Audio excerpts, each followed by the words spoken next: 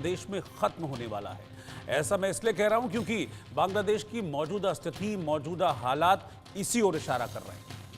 दरअसल पिछले साल अगस्त में शेख हसीना को सत्ता से हटाने के लिए देश में जो छात्र आंदोलन चला था, उसको जो लीड कर रहे थे, उस आंदोलन का जो नेतृत्व कर रहे थे, उसमें से एक नाहिद इस्लाम भी थे, जो यूनुस की अंतरिम सरकार में बड़े पद पर बैठे हुए।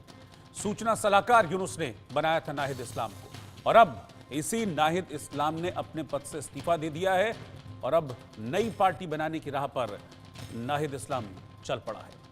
ये तो यूनुस के लिए सबसे बुरी खबर है। और दूसरी बुरी खबर यह है कि बार एसोसिएशन के चुनाव में शेख हसीना की पार्टी अवामी लीग ने बंपर जीत हासिल की है। यानी कि शेख हसीना की पार्टी अब भी बांग्लादेश में वजूद रखती है। तो क्या माना जाए कि बांग्लादेश में यूनुस का खेल खत्म होने वाला है और धीरे धीरे ही सही बांग्लादेश में शेख हसीना वापसी की अपनी राह मजबूत करने वाली है, मजबूत करती हुई दिख रही है। आज इसी पर मैं सर्वे करूंगा, सर्वे के सवाल आपको दिखाऊंगा और फिर चर्चा होगी कुछ खास मेहमानों के साथ। तो सर्वे का पहला सवाल सबसे पहले इस वक्त आपके सामने है। मेरा सर्वे का पहला सवाल था कि बार एसोसिएशन के चुनाव में जीत शेख हसीना की आवामी लीग की मरती हुई मजबूती का संकेत है क्या बांग्लादेश में? 72% लोगों ने कहा कि हां, ये शेख हसीना की वापसी की आहट है। शेख हसीना ने बांग्लादेश में अब वापसी की दस्तक दे दी है। 23% लोगों ने ना में जवाब दिया कि नहीं, शेख हसीना वापस नहीं आ पाएंगी, और 5% लोगों ने इस पर किसी भी तरह का रिएक्शन नहीं दिया। उन्होंने कहा हम कुछ कहेंगे नहीं, इन परिस्थितियों को हम जानते नहीं। सर्वे का दूसरा सवाल था कि यूनुस सरकार के सूचना सलाहकार नाहिद इस्लाम ने इस्तीफा दिया, क्या यूनुस का राज बिखर रहा है? 69% लोगों ने हाँ में जवाब दिया। 25% लोगों ने कहा कि नहीं, ऐसा कुछ भी नहीं है, और 6% लोगों ने इस पर अपनी कोई भी राय जाहिर नहीं की। मेरे साथ दो खास मेहमान हैं। ब्रिगेडियर रिटायर्ड शारदेंदु, जो कि डिफेंस एक्सपर्ट हैं, वो इस वक्त साथ में हैं। ब्रिगेडियर शारदेंदु, आपका स्वागत है इंडिया न्यूज़ पर। और डॉक्टर ब्रह्मदीप अलूने, विदेश मामलों के जानकार हैं। सर, आपका भी बहुत बहुत स्वागत है इंडिया न्यूज़ पर। ब्रिगेडियर शारदेंदु, पहले मैं आपके पास आ रहा हूँ। पिछले काफ़ी वक्त से हमने देखा बांग्लादेश में जो चल रहा है, मोहम्मद यूनुस जो कर रहे हैं, उस पर तो हम कई बार चर्चा कर चुके हैं। आप मेरे साथ कई डिबेट्स में बैठे भी हैं, चर्चाओं में बैठे भी हैं। लेकिन अब साथ ही साथ हमने ये भी देखा कि शेख हसीना ने वापसी की अपनी जो कोशिशें थी वो नहीं छोड़ी थी। अब ये खबर बांग्लादेश से मिल रही है कि एक छोटी ही सही लेकिन जीत मिली है शेख हसीना को। वो शेख हसीना जिनके लिए कहा जा रहा था अस्तित्व खत्म, उनका भी, उनकी पार्टी का भी, लेकिन छोटे चुनाव में सही, लेकिन अपनी मौजूदगी दर्ज कराई। बड़ी बात यह है कि बीएनपी को हराकर उनका कैंडिडेट वहां पर जीता है। तो क्या कुछ वापसी का संकेत दे रही है? क्योंकि दिसंबर में चुनाव की बात कही जा रही है, तो क्या आपको लग रहा है कि शेख हसीना धीरे धीरे ही सही लेकिन कदम आगे बढ़ा रही है वापसी की ओर?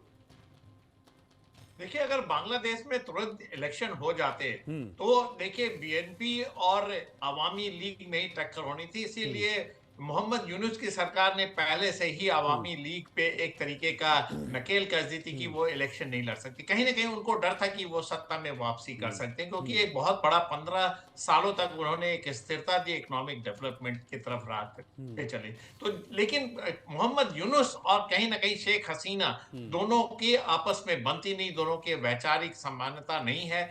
इसकी वजह से मोहम्मद यूनुस ने अपना पर्सनल स्कोर शायद उसमें सेट किया था। लेकिन जिस तरीके से आवाम, जिस तरीके से रेडिकल फोर्सेस सड़कों पे आई थी, उन्होंने एक तरीके से इसको मोमेंटम दिया।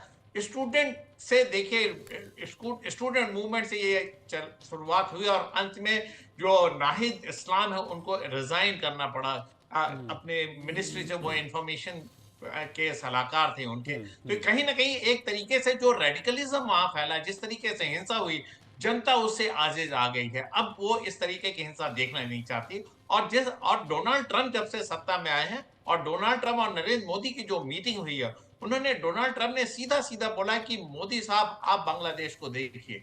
तो कहने का मतलब ये था कि जो हिंदुस्तान के फेवर में बात आएगी वही वहां पे स्टेबिलिटी दे सकता है। तो लिहाजा एक तरीके का बहुत ही फाइन मैसेज बांग्लादेश में गया। वहां के आवाम भी इससे त्रस्त थी, और जो पढ़ा लिखा तबका है, जो इस तरीके की हिंसा नहीं चाहता, जो रेडिकलिज्म नहीं चाहता, जो जमात के लोगों के बरखिलाफ सोचता है, वो देखिए बार एसोसिएशन में उसका रिजल्ट है।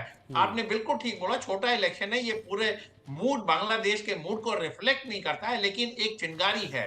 ये आग में तब्दील हो सकती है, जिसमें मोहम्मद यूनुस की सरकार बर्खास्त हो सकती है। और मैं मोहम्मद यूनुस की सरकार को केयर टेकर गवर्नमेंट मानता हूँ। ये जनता द्वारा चुनी हुई सरकार नहीं है, ये तो इंस्टॉल की गई है, लगाई गई है। उनको जल्दी से जल्दी इलेक्शन कराना चाहिए। लेकिन जब वो इलेक्शन की बात 2025 के अंत में या 2026 की शुरुआत में करते हैं, कहीं ना कहीं वो इतना टाइम गेन करना चाहते हैं जिससे वो अवामी लीग को पूरी तरीके से मार्जिनलाइज कर सके और शेख हसीना की वापसी, पॉलिटिकल वापसी बांग्लादेश में वो रोकना चाहते हैं। हालांकि वो एक्स्ट्राडिशन की तमाम तरीके की डिमांड करते रहते हैं हिंदुस्तान की, लेकिन क्या उनको वहां फेयर ट्रायल मिलेगा? क्या अवामी लीग पे बैन नहीं लगा रहेगा? इस तमाम तरीके की अटकलें वहां लगाई जा रही हैं। तो बार एसोसिएशन का इलेक्शन एक वेलकम स्टेप है और दिखाता है कि वहां की जो पढ़े लिखे जागरूक लोग हैं वो आज भी निष्पक्ष रूप से अपने इलेक्टेड मेंबर या अपने जिसको वो चुनना चाहते हैं वो चुन सकते हैं। ये जमात के ऊपर भी एक तमाचा है।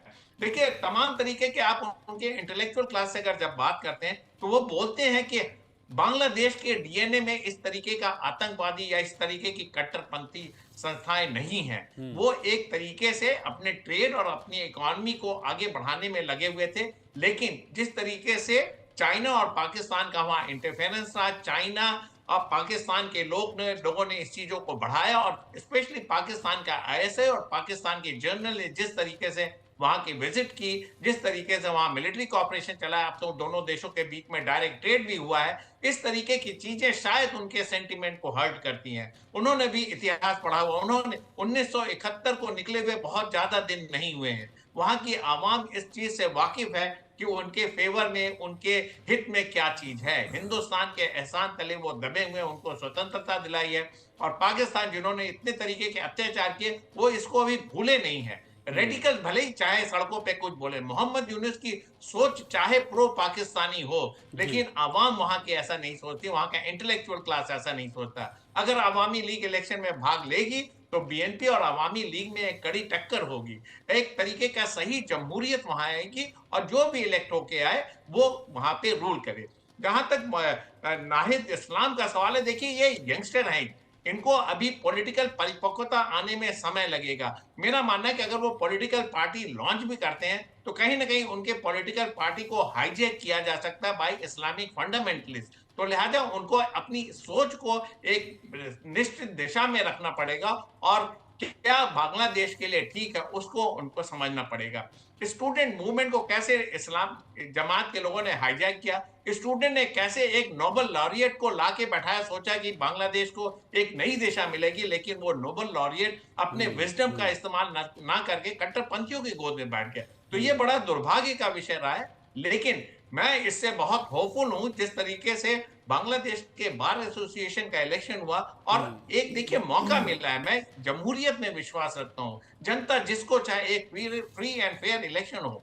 अवामी लीग ने भी जिस तरीके से इलेक्शन रिसेंटली कराया, बीएनपी के नेताओं को जेल में रखा और वन साइडेड इलेक्शन कराया, उसकी भी मुखालफत हुई थी, वहां से भी रिसेंट में शुरू हुआ था। तो ये चीजें दोबारा ना दोहराई जाए और जो जमहूरियत है, जो इलेक्टेड मेंबर चुन के आते हैं वो जल्दी से जल्दी स्थापित हो। और मोहम्मद यूनुस को अपनी लाइन क्लियर करनी पड़ेगी। जैसे कि हमारे एक्सटर्नल अफेयर्स मिनिस्ट्री ने कहा कि बांग्लादेश अपनी लाइन तय करे।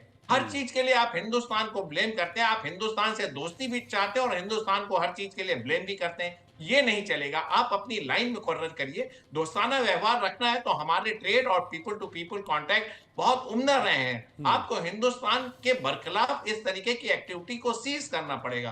तो तमाम ऐसी चीजें हैं। हिंदुस्तान बांग्लादेश पे कड़ी नजर बना के रखा हुआ है। हमारा बेसिक मकसद है कि हम बांग्लादेश के इंटरनल मैटर में इंटरफेयर नहीं करना चाहते, लेकिन जब भारत के नेशनल इंटरेस्ट में आंच आएगी तो नेचुरली हम आज की डेट में अपने बॉर्डर की सुरक्षा करेंगे। और जो एक मुहिम चल रहा है कि रोहिंग्या मुस्लिम्स को आज की डेट में रेडिकलाइज किया जा रहा है, 9,50,000 रोहिंग्या जो है उनको आम तरीके से ट्रेनिंग करके नॉर्थ ईस्टर्न स्टेट में इन्फिल्ट्रेट करके हिंदुस्तान की पीस एंड स्टेबिलिटी और ट्रैंक्विलिटी को भंग करने की कोशिश की जा रही, उसके खिलाफ हिंदुस्तान आवाज उठाता है। तो हम लोग को बहुत उम्मीद है वहां में पॉलिटिकल अवेयरनेस आएगी, वहां पे जमहूरियत आएगी और एक इलेक्टेड गवर्नमेंट वहां पे जब स्थापित होगी तो हमारे बायलैटरल टॉक्स, हमारे trade, commerce, people to people contract, सारी चीजें और अगले लेवल पे जाती हुई दिखेंगी। लेकिन मोहम्मद यूनुस की सरकार से हम ज्यादा उम्मीद नहीं करते हैं, क्योंकि उन्होंने 7 महीने में जिस तरीके से उम्मीद कार्रवाई मुझे की, लगता है, जिस तरीके से एंटी उम्मीद इंडिया तो सेंटिमेंट बढ़ा है, हाँ वो दुर्भाग्यपूर्ण है। बिल्कुल, Yes. उम्मीद मुझे लगता है अब होगी भी इसलिए नहीं क्योंकि मुझे लगता नहीं कि बहुत लंबा वक्त अब वहां पर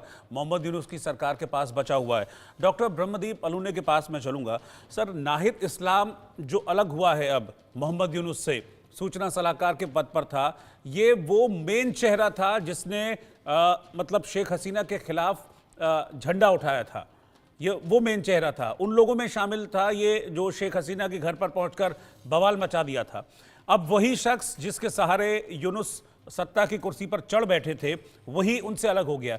क्या आपको इसके पीछे ये रीजन नजर आता है कि इन पिछले 4-5-6 महीनों के दौरान इतनी नेगेटिव इमेज बन गई है मोहम्मद यूनुस एंड कंपनी की कि अब उनके प्यादों को भी ये लग रहा है कि हम अगर साथ रहे तो भैया चुनाव में हमारा कुछ होने वाला नहीं है और आगे कुछ होने वाला नहीं है, इसलिए निकल लो।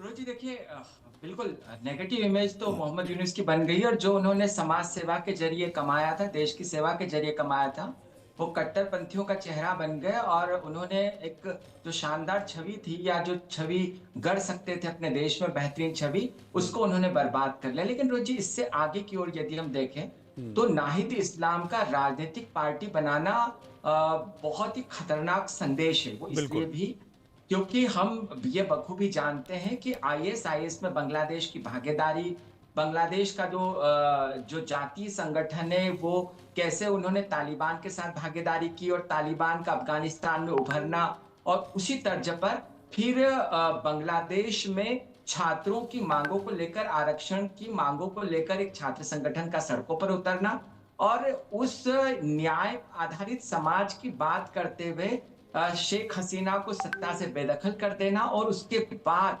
बांग्लादेश में जाति और धर्म आधारित जो है वो दंगे शुरू हो जाना, हिंदू अल्पसंख्यकों को निशाना बनाना। अभी जो नाहिद इस्लाम है वो न केवल शेख हसीना के विरोध में उन्होंने स्वर बुलंद किया, लेकिन यह नहीं भूलना चाहिए कि यह वह पीढ़ी है जो पाकिस्तान की हमरा बनने को तैयार है, जो पाकिस्तान की हमरा बनती हुई नजर भी आ रही है और उसके साथ ही साथ ये लगातार पाकिस्तानियों से मिल भी रहे हैं। तो नाहिद इस्लाम का राजनीतिक पार्टी बनाना इसके कारण भी भारत के लिए नुकसानदेह हो सकता है, क्योंकि बीएनपी या अवामी लीग, देखिए अवामी लीग तो बांग्लादेश की धर्मनिरपेक्षता की एक पहचान है, धर्मनिरपेक्षता का संदेश दे रही है और लगातार धर्मनिरपेक्षता का प्रतिनिधित्व भी किया है। लेकिन बीएनपी के जो नेता है, चाहे जितने भी भारत का विरोध करते रहे हो, लेकिन उसके बावजूद भारतीय सरकारों के साथ उनको काम करने का अनुभव है। अब नाहिद इस्लाम यदि नई राजनीतिक पार्टी बनाते हैं और जिस तर्ज पर ये काम कर रहे हैं, जो व्यापक समर्थन उनको देश में हासिल हुआ है और जिस प्रकार से वहां के जो छात्र संगठन है उन्होंने आक्रामक तरीके से विभिन्न मोर्चों पर देश का नेतृत्व संभाला है, नाहिद इस्लाम उनका चेहरा है, तो इस पार्टी को बहुत ज्यादा बहुमत नहीं मिले। लेकिन यदि इस स्तर पर भी आ गए किसी सरकार में जहां पर ये समर्थन देकर अपने आप को मजबूत रख सके या उस सरकार के भाग्य का फैसला कर सके, तो नाहिद इस्लाम का जो रास्ता है वो पाकिस्तान की ओर चला जाएगा। और यहाँ पर सबसे खतरनाक यह भी है कि जो जमात इस्लामी पार्टी है, उस जमात इस्लामी पार्टी पर बहुत सारे प्रतिबंधों का अदालत में सामना कर रही है। तो जमात इस्लामी पार्टी का जो कैडर है वो बहुत मजबूत है। यूनिवर्सिटीज में आप देख लें, वहां की फौज में देख लें, पुलिस में देख लें, यही कारण है कि अल्पसंख्यकों पर जब अत्याचार हुए तो पारदर्शिता से उन्होंने काम नहीं किया। तो कहीं ऐसे संगठनों का चेहरा बनकर नाहिद इस्लाम पाकिस्तान जो बांग्लादेश की राजनीति पर छा तो नहीं जाएंगे। और यदि कट्टरपंथी लोग उनका इसी प्रकार से समर्थन करते हैं, कट्टरपंथी पार्टियां उनका इसी प्रकार से समर्थन करते हैं, तो बांग्लादेश बहुत बड़ा देश नहीं है। नाहिद इस्लाम जो सत्ता में भी आ सकते हैं, और यदि ये ऐसे लोग सत्ता में आते हैं या सत्ता को इनके समर्थन की दरकार होती है, तो फिर उसका रास्ता पाकिस्तान चला जाता है, उसका रास्ता कट्टरपंथ चला जाता है, उसका रास्ता पाकिस्तान से सेना के सहयोग के तौर पर सामने आ सकता है। और उसी का परिणाम है कि जो आईएसआई के जो अधिकारी है वो हमारे कॉरिडोर तक आने का साहस कर रहे हैं, वो जो है चिकन नेक तक आने का साहस कर रहे हैं। तो यहाँ पर भारत की कूटनीति को, या कि यहाँ पर एक बात और, अवामी लीग के जो अधिकांश नेता भारत में छिपे हुए हैं और पश्चिम बंगाल से वो उनकी नजरें भी है। यही कारण है कि जिन चुनाव की बात कर रहे हैं वो भारत से लगता हुआ जिला है जहां पर कि अवामी लीग के लोग जीते हैं अभी महाराष्ट्र के चुनाव में। तो अवामी लीग को भारत कैसा समर्थन करे और कैसा नाहिद इस्लाम जैसे कट्टरपंथी संगठनों के चेहरे को सत्ता में आने से रोके, यह भारत की प्राथमिकता निश्चित तौर पर होगी। हमारे कूटनीतिज्ञ इस बात को देख भी रहे होंगे। और सबसे बड़ी बात यह है कि बांग्लादेश के वो लोग जो 1971 में जिस प्रकार से उन्होंने लड़ाइयां लड़ी थी, या वो जो पीढ़ी जो अभी तक जिंदा है, वो बखूबी इस बात को जानती है कि यदि नाहिद इस्लाम जैसे लोगों को लीडर चुना गया, या जमात इस्लामी जैसी पार्टी यदि मजबूत हो गई, या बीएनपी सत्ता में आ गई, तो इस देश का जो संस्कृति है वो खत्म हो जाएगी और बंगाली राष्ट्रवाद जो है वो इस्लामिक राष्ट्रवाद के तौर पर सामने आ जाएगा। तो बांग्लादेश को यदि सुरक्षित रहना है तो उसको बंगाली राष्ट्रवाद के आधार पर वो आगे बढ़ पाएगा जिसमें सभी धर्मों का सम्मान हो। लेकिन नाहिद इस्लाम जैसे लोग यदि इसको इस्लामिक राष्ट्रवाद के तौर पर आगे ले गए तो वहां का संविधान भी खत्म हो जाएगा, बांग्लादेश भी खत्म हो जाएगा। और यही इशारा जो है अभी हाल ही में जो वहां के सेनाध्यक्ष है वकार, उन्होंने किया भी है। उन्होंने अपने सैनिकों से कहा कि यदि बांग्लादेश को जिंदा रखना है तो हमको इस कीचड़ उछालने वाली जो संस्कृति पनपी है इनसे सावधान रहना पड़ेगा। अब देखने वाली बात यह है कि बांग्लादेश की जनता कहां पर खड़ी है। और सबसे बड़ी बात है, क्या वहां पर फेयर चुनाव होते हैं, क्या दुनिया उसको देखती है? क्योंकि फेयर चुनाव यदि होते हैं तो निश्चित तौर पर अवामी लीग को लोग पसंद करेंगे, क्योंकि अवामी लीग के दौर में उस देश ने खुशहाली को देखा है, उस देश ने वो ख्वाब देखा जो विकसित राष्ट्र की ओर जाता है। और उसके बाद इन दिनों में जो अंतरिम सरकार, लेकिन ये यूनुस और नाहिद इस्लाम जैसे लोग जो हैं, इस तरह के जो कट्टरपंथी हैं, ये बांग्लादेश की उसी आवाम का जो सपना है जिसकी आप बात कर रहे हैं, जिसकी अभी ब्रिगेडियर शारदेंदु भी बात कर रहे थे, उसको कुचल रहे हैं। और आपने बिल्कुल ठीक कहा कि नाहिद इस्लाम जैसे कट्टरपंथी लोग, जमातियों के दोस्त, अगर बांग्लादेश की सत्ता में आ गए तो न जाने क्या करेंगे, इससे भी बुरा हाल करेंगे जो अभी वहां पर हिंदुओं अल्पसंख्यकों का हो रहा है। बल्कि अब तो वहां पर महिलाओं के साथ यौन उत्पीड़न की घटनाएं बढ़ गई हैं। अब उसमें हिंदू मुस्लिम कुछ नहीं देख रहे हैं, बस वारदातें किए जा रहे हैं। और बांग्लादेश की स्थिति ऐसी हो गई कि रहने लायक वहां पर नहीं रह गया है। दो और सवाल हैं मेरे सर्वे के, वो सवाल उनके जवाब, फिर मैं वापस आप लोगों के पास आऊंगा। सवाल था कि कमजोर पड़ते अपने शासन को बचाने के लिए मोहम्मद यूनुस अब क्या करेंगे। 12% लोगों ने कहा कि जो नाराज साथी हैं छोड़ के जा रहे हैं उनको मनाने की कोशिश करेंगे। 37% लोगों ने कहा कि अब अपने आकाओं के पास जाएंगे। आकाओं मतलब चीन, पाकिस्तान, उनसे मदद मांगेंगे कि भैया देखो क्या हो रहा है मेरे साथ, मुझे बचाओ। 31% लोगों ने कहा कि अपनी पार्टी बनाएंगे, जैसा कि हमारे दोनों एक्सपर्ट्स ने भी कहा कि खुद को पॉलिटिकली मजबूत करने की कोशिश करेंगे, लेकिन कर पाएंगे या नहीं ये आगे हम देखेंगे। 20% लोगों ने इस पर कोई भी जवाब नहीं दिया। सर्वे का आखिरी सवाल था कि क्या चुनाव से पहले शेख हसीना बांग्लादेश में वापसी कर पाएंगी। ये बड़ा सवाल है जिसका जवाब सब जानना चाहते हैं। 46% लोगों ने कहा कि हाँ कर लेंगी, 47% लोगों ने कहा कि नहीं कर पाएंगी, 7% लोगों ने इस पर किसी भी तरह का कोई रिएक्शन नहीं दिया। ब्रिगेडियर शारदेंदु, इन परिस्थितियों में जब अकेले पड़ते जा रहे हैं मोहम्मद यूनुस, तो उनके सामने अब क्या विकल्प है? कोई मजबूत होने का विकल्प है, या वो भी उनके लिए कहा जाता है कि he is not a political man, लेकिन क्या वो पॉलिटिकल राह पकड़ेंगे 80+ की इस उम्र में? अब पकड़ पाएंगे?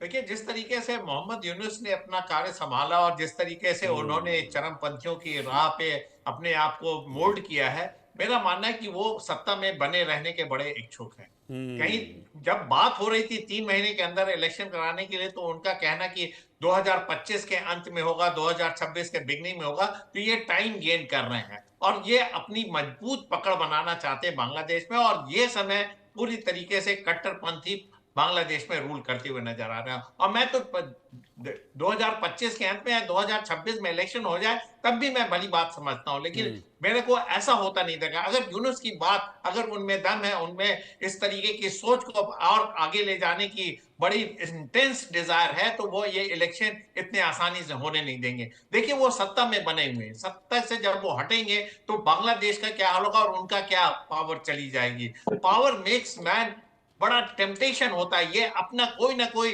ऐसे जुगाड़ में लगे रहेंगे जिससे कि इलेक्शन ना हो, और वो सत्ता में रह के कट्टरपंथियों की मदद करते रहेंगे। और जहां तक देखिए उनके स्ट्रांग होने का सवाल है, इलेक्शन नहीं है, आप पॉलिटिकल लीडर रहे नहीं है, लिहाजा आपकी इसमें है कि ये टेन्योर आप बढ़ाने की कोशिश करेंगे, 6 महीने 8 महीने 6 महीने 8 महीने। हम इलेक्शन के लिए तैयार नहीं है, ये law and order situation improve नहीं है, इकोनॉमिक क्राइसिस है, ट्रेड नहीं हो रहा, तमाम तरीके की ऐसी क्राइसिस सिचुएशन वो क्रिएट करते जाएंगे और अपने आप को एक निरीह आदमी साबित करेंगे और एक बार एक सब जुबान दिखाएंगे कि वो किस तरीके से बांग्लादेश को इससे एक्सट्रिकेट कर सकते हैं। तो इन सारी टैक्टिक्स का वो इस्तेमाल करते रहेंगे और साथ में उनके जो एडवाइजर होंगे वो होंगे फंडामेंटलिस्ट, जमात के लोग हैं। और जहां तक नाहिद का सवाल है, नाहिद इस्लाम का सवाल है, देखिए इतना आसान नहीं है उनका अच्छा, सत्ता में आना। इसमें तो सर मुझे ऐसा लगता है कि ये भी ना हो जाए कि क्योंकि जमाती वहां पर कट्टरपंथ का चेहरा है और ये लोग भी इस मामले में पीछे हैं नहीं, कहीं इनमें खींचतान ना हो जाए, आओ जमातियों मेरे साथ आओ, ये वो यूनुस कहेंगे मेरे साथ रहो और नाहिद इस्लाम कहेगा मेरे साथ आओ। जी हाँ, बिल्कुल आपका सही अंदाजा। मैं भी इस चीज का शक कर रहा था। उन्होंने रिजाइन किया, अलग पॉलिटिकल पार्टी बनाई, तो कहीं ना कहीं वो सत्ता को चैलेंज करते हुए नजर आएंगे, क्योंकि मोहम्मद यूनुस अपनी सत्ता से हटने के इच्छुक नहीं है। और 2026 का तो अभी आने में आपके 8 से 10 महीने बाकी हैं। तब तक बहुत सारी चीजें बदल जाएंगी बांग्लादेश में।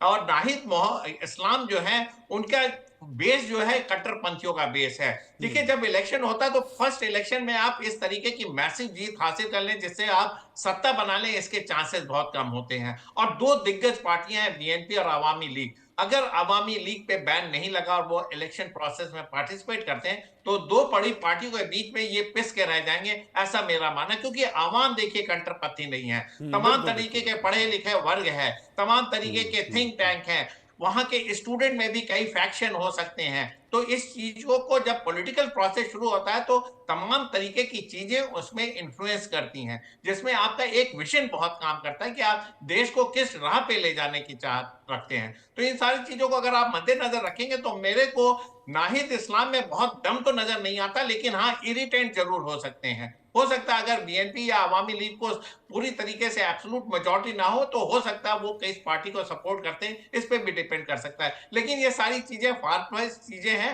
हाइपोथेटिकल चीजें। आज की डेट में मेरा मानना है कि मोहम्मद यूनुस किसी भी तरीके से इस इलेक्शन को और डिले करेंगे। कट्टरपंथी और पाकिस्तान का जो इन्फ्लुएंस है बांग्लादेश में और बढ़ता जाएगा और ऐसी स्टेट आती जाएगी कि बांग्लादेश का जो डेवलपमेंट था वो धीरे धीरे शून्य होता जाएगा और पाकिस्तान का जो हाल है वही बांग्लादेश का हो जाएगा। तो ओवरऑल सिचुएशन ठीक नहीं। हिंदुस्तान को बहुत ही क्लोजली इसको मॉनिटर करते रहना पड़ेगा और ये देखना पड़ेगा कि अवामी लीग और अपने सोर्सेज को, जैसे कहते हैं कोर्सिव डिप्लोमेसी, ऐसा प्रेशर बनाए तमाम विश्व के देश बांग्लादेश में ऐसा प्रेशर बनाए कि एक निष्पक्ष चुनाव हो सके और जितनी जल्दी चुनाव हो सके वो हिंदुस्तान के लिए बेहतर होगा। यस पुनेटा जी। बिल्कुल। और डॉक्टर ब्रह्मदीप अलू यही तो मतलब भारत भी तो इस चीज को क्लियर करना चाह रहा है ना। एस जयशंकर ने भी कहा कि भाई बांग्लादेश तय कर ले कि उसको करना क्या है, किस तरफ रहना है, तो पलट के रेसिप्रोकेट कर रहा है। मतलब अकड़ भी नहीं जा रही है, हालत वहां पर खराब होती जा रही है, इकोनॉमी कहते हैं ना पाताल में घुस चुकी है। पिछले दिनों जो रिपोर्ट आई थी बांग्लादेश की इकोनॉमिक ग्रोथ एक वक्त जो ठीक ठाक हुआ करती थी वो अब नीचे जमीन की तरफ जा रही है। हालात खराब हैं, कट्टरपंथियों का राज है, मतलब कोई वहां पर सुरक्षित नहीं है। अभी यौन हिंसा की जो रिपोर्ट्स आई वहीं पे बांग्लादेश का जो महिला आयोग है उसकी तरफ से वो बड़ा चौंकाती है। तो इतनी सारी चीजें हो रही हैं लेकिन इसके बावजूद अकड़ नहीं जा रही। नहीं, देखिए, जहां पर भी वैधानिक व्यवस्था को आप बर्बाद कर दे, उसका विध्वंस कर दे और कट्टरपंथी ताकतें जो है वो हावी हो जाए तो फिर वो भूखे मर जाएंगे रोहित जी, लेकिन उनकी अकड़ जाती नहीं है। और यही हाल है कि जो बांग्लादेश के कट्टरपंथी, उन्होंने वैधानिक व्यवस्था को बर्बाद कर दिया और यही कारण है कि वो कट्टरपंथी जो है वो भारत को आंखें दिखा रहे हैं। लेकिन रोहित जी, एक बात जरूर मैं कहूंगा, हाँ। भारत के हित में होगा कि बांग्लादेश में एक लोकतांत्रिक सरकार आए, एक मजबूत सरकार आए, क्योंकि शेख हसीना ने कुछ गलतियां की है। ये वही गलतियां थी जो बीएनपी ने की थी, क्योंकि बीएनपी ने जो है वो अवामी लीग के नेताओं को जेल में डाल दिया था। शेख हसीना को एक अवसर मिला था, लेकिन लंबे शासनकाल में उन्होंने वो गलतियां की जिसके कारण उनको सत्ता से बेदखल होना पड़ा। तो अब सवाल यह है कि यदि बांग्लादेश में चुनाव होते तो क्या शेख हसीना की वापसी हो जाएगी?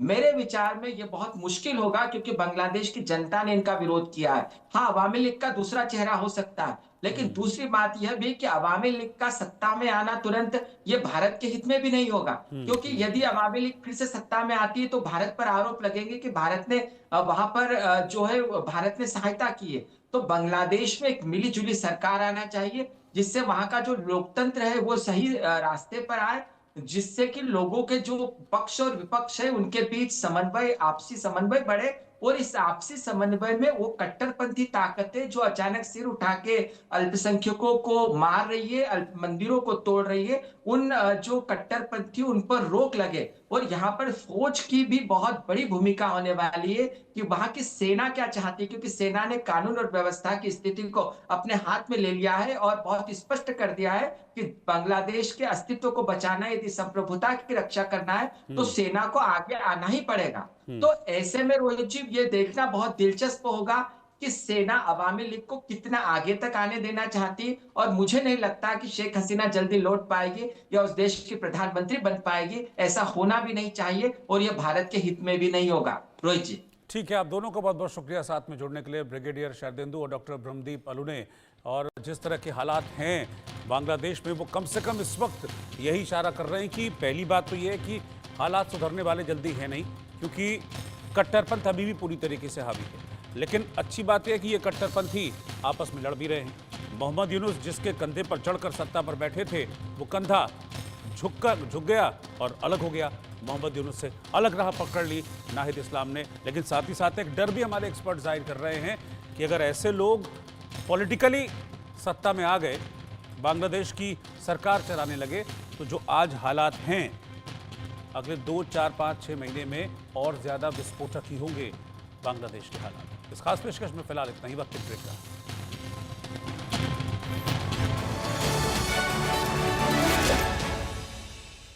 एसोसिएट स्पॉन्सर, पनीर को क्या मस्त बना डाला जब डाला MDH का शाही पनीर मसाला।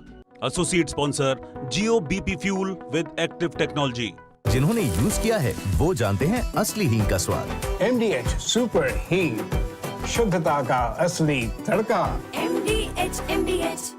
विश्व के सबसे बड़े सांस्कृतिक समागम महाकुंभ प्रयागराज में अग्नि सुरक्षा के लिए 24 घंटे सतर्क और तत्पर है उत्तर प्रदेश अग्निशमन तथा आपात सेवा बल।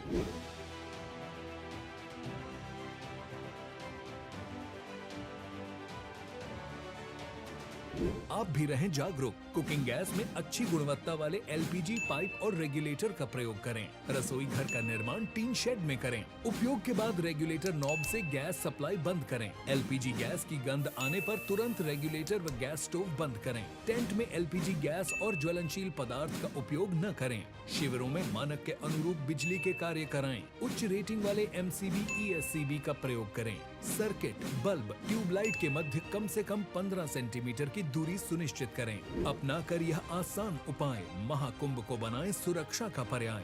स्वच्छ, सुरक्षित एवं सुव्यवस्थित महाकुंभ 2025 प्रयागराज। सस्ते वाले दाल मसाले स्वाद हुआ बेकार। MDH की हल्दी मिर्ची धनिया करे कमाल। ये रंग दे, ये खुशबू दे, ये तीखा, ये कम पड़े। क्या निराला MDH मसाला।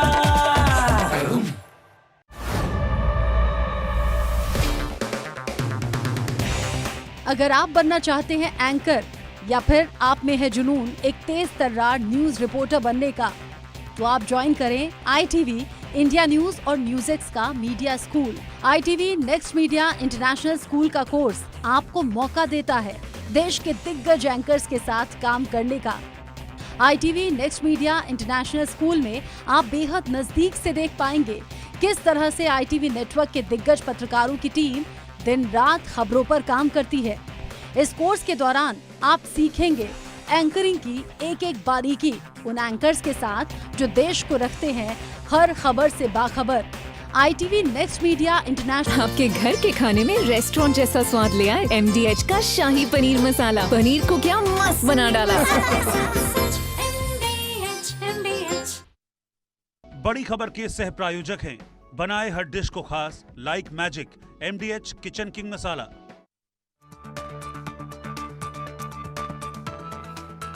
दिल्ली विधानसभा में शराब नीति से जुड़ी CAG रिपोर्ट पेश। 2000 करोड़ से ज्यादा राजस्व के नुकसान का आकलन। आम आदमी पार्टी का पलटवार, कहा पुरानी शराब नीति से होता था भ्रष्टाचार।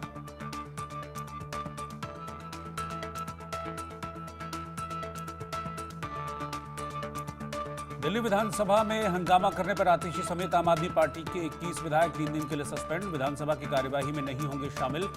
2 दिन के लिए बढ़ा दिल्ली विधानसभा का सत्र।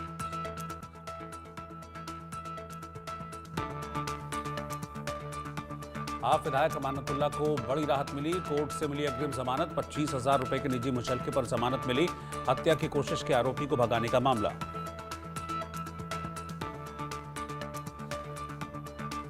लैंड फॉर जॉब केस में लालू के परिवार को झटका। सीबीआई की चार्जशीट पर राउज एवेन्यू कोर्ट ने लिया संज्ञान। लालू, हेमा, तेज प्रताप समेत सभी आरोपियों को समन जारी किया गया। 11 मार्च को पेश होने का आदेश।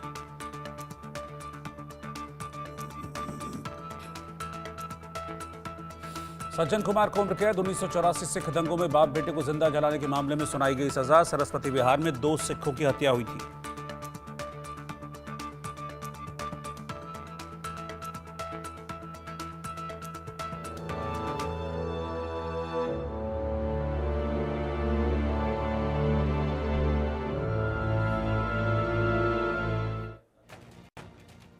पर बात करते हैं 28 फरवरी की। 28 फरवरी को आसमान में बहुत कुछ खास होने वाला है। हम एक अद्भुत खबर की बात करने जा रहे हैं। वो खबर जो विज्ञान, ज्योतिष और एलियंस यानी कि दूसरी दुनिया के लोग जिन्हें हम कहते हैं उनसे जुड़ी हुई है। 28 फरवरी को आपको आसमान एक अद्वितीय खगोलीय घटना का गवाह बनता हुआ दिखाई देगा। वैज्ञानिकों के लिए खगोलीय घटना बड़े शोध का विषय है। उधर ज्योतिषियों के लिए भी यह घटना कौतूहल का कारण बनने वाली है। कुछ रिपोर्ट्स में बताया गया है कि 28 फरवरी को इस खगोलीय घटना के दौरान एलियंस के बारे में जानकारी भी मिल सकती है। ये घटना किस तरफ इशारा कर रही है, विज्ञान इस पर क्या कहता है, ज्योतिष इस पर क्या कहता है, क्योंकि ज्योतिष और विज्ञान में कहीं ना कहीं चीज़ों को लेकर, घटनाओं को लेकर एक कॉन्ट्रडिक्शन रहता है। तो क्या इस घटना को लेकर भी वो कॉन्ट्रडिक्शन बरकरार है? क्या एलियंस से वाकई में इस अद्भुत खगोलीय घटना का कुछ लेना देना है? इसके बारे में हम चर्चा करेंगे। हमारे साथ खास मेहमानों का पैनल भी मौजूद रहेगा, लेकिन पहले होने क्या वाला है 28 फरवरी को वो जानना बहुत जरूरी है आपके लिए। ये रिपोर्ट देखिए।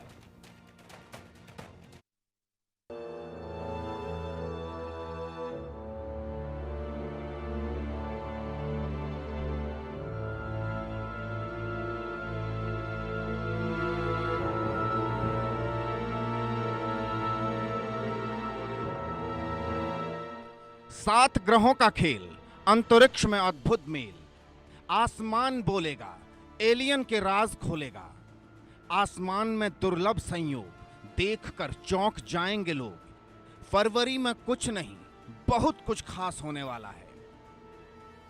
क्या आपने कभी सोचा है कि इस धरती के इतर क्या कुछ ऐसे ग्रह भी हैं जहां हमारे जैसे ही कुछ लोग रहते होंगे? सीधी भाषा में उन्हें एलियन कहा जाता है। अगर आपका ऐसी घटनाओं पर विश्वास है, एलियन पर विश्वास है, ग्रहों नक्षत्रों की चाल पर विश्वास है, विज्ञान और ज्योतिष पर विश्वास है, तो लीजिए आज एक ऐसी रिपोर्ट हम आपको दिखाने जा रहे हैं जो अद्भुत खगोलीय घटनाओं और एलियंस की मौजूदगी का राज खोलेगी। 28 फरवरी 2025 को बहुत कुछ खास होने वाला है। आप नंगी आंखों से भी इस नज़ारे का दीदार कर सकेंगे। दरअसल हाल ही में वैज्ञानिकों ने एक रिपोर्ट जारी की है। रिपोर्ट में बताया गया है कि 28 फरवरी को आसमान में एक अनोखी